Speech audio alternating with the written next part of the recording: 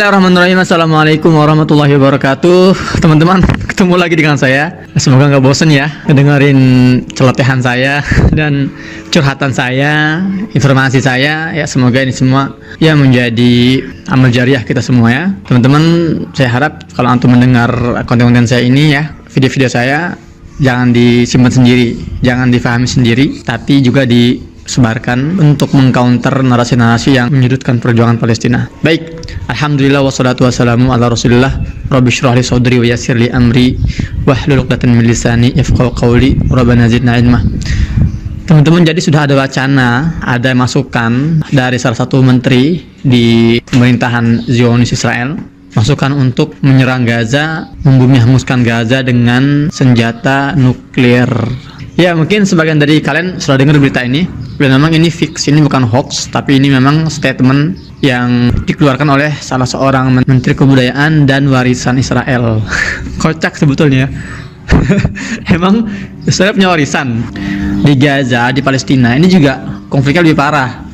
Jadi makanan-makanan tradisional Palestina ini banyak sekali diklaim, di HM oleh Israel.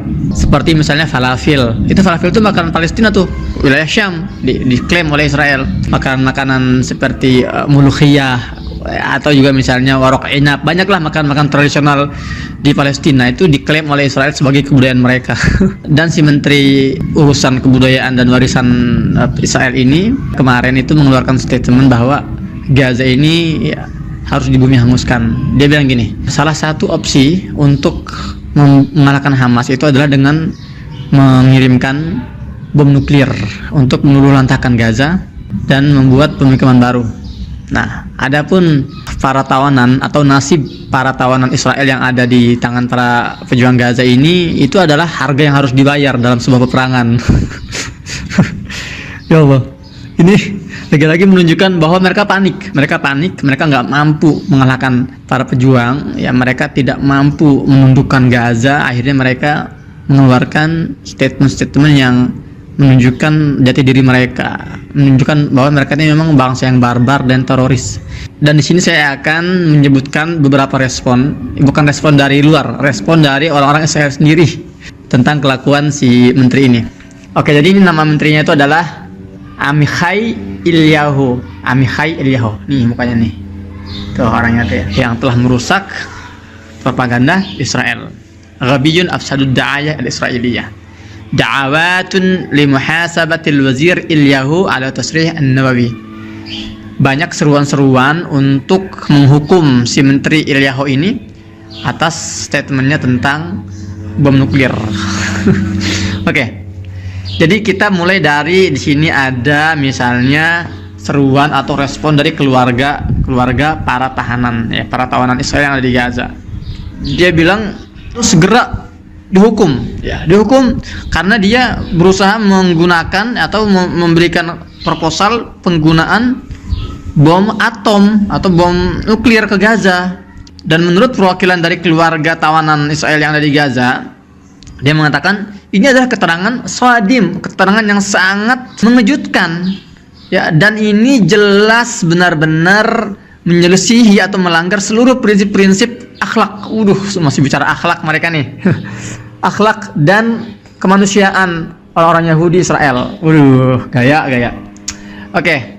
Terus juga ada yang mengatakan bahwa menteri di pemerintahan Israel yang mengajak menyeru untuk membunuh seluruh tawanan Israel di Gaza ini harus membayar harganya hari ini juga. Wah. Ada juga yang mengatakan ini anggota Knesset itu parlemennya Israel. Ya, dia bilang bahwa Eliyahu ini wazirun ghabiyun yaqumu ibra tasrih minhu tadmir jihad ad-da'ayah al-Israiliyah. Jadi si menteri ini goblok banget, dungu kata dia kan. Dungu karena telah mengeluarkan statement ini. Ini jelas menghancur leburkan usaha Yahudi, usaha Israel dalam membangun citra mereka ya di seluruh dunia, gitu kan. Dan satu-satunya cara untuk merespon statement itu, kata si anggota Knesset ini, itu adalah dengan memecat si wazir ini, si menteri ini. Aduh, ya itu memang menunjukkan lagi teman-teman bahwa tahsabuhum jami'an wa qulubuhum syatta. Ada itu ayatnya dalam Al-Qur'an ya. Sebagian orang menyangka bahwa orang-orang Yahudi ini orang-orang yang solid, ya solid dan juga koordinasinya bagus. Padahal qulubuhum, hati-hati mereka itu syatta. Hati-hati mereka itu sebetulnya syatta itu berselisih, selalu berselisih dan saling menentang satu sama lain, seperti itu. Jadi teman-teman, lagi-lagi ini adalah salah satu bentuk frustasi mereka dan depresi mereka, bahwa mereka ini tidak bisa menundukkan kekuatan para pejuang dan juga mereka tidak bisa menundukkan Gaza, ya akhirnya, dan mereka menggunakan ide-ide yang di luar batas normal gitu. Saya juga mau mengupdate tentang kondisi di Gaza hari ini, teman-teman. Jadi beberapa jam lalu, sekitar 2 jam lalu ya, saya datang ke salah satu pengungsian. Habis kita itu membuat 1000 paket ya, 1000 paket makan siang, dan kita bawa ke sebuah pengungsian di lokasi tempat nggak jauh dari tempat saya berada, di jalur Gaza bagian selatan. Masya Allah ya, di sana saya langsung disambut oleh banyak orang ya. Wow, Masya Allah, ada ribuan pengungsian situ. Dan gak lama kemudian ada 2 bom nggak jauh dari kita berada, dan itu saya ngelihat, serius saya ngelihat ketika satu rudal itu turun, pup, gitu kan, suaranya belakangan, saya ngeliat turun duluan, mulai ada asap ya di depan saya, itu kepulan asap hitam hasil ledakan itu. Ya memang itu salah satu, teman-teman, itu salah satu keseharian kita di Gaza. Jadi ketika itu bukan pertama kali ya, itu yang terekam aja tuh, kebetulan terekam nggak lama setelah saya buka kamera ya.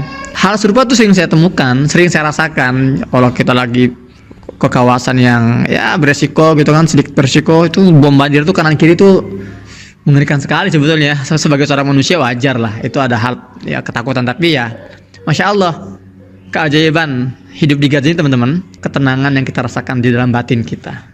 Serius, saya nggak ngada-ngada ya.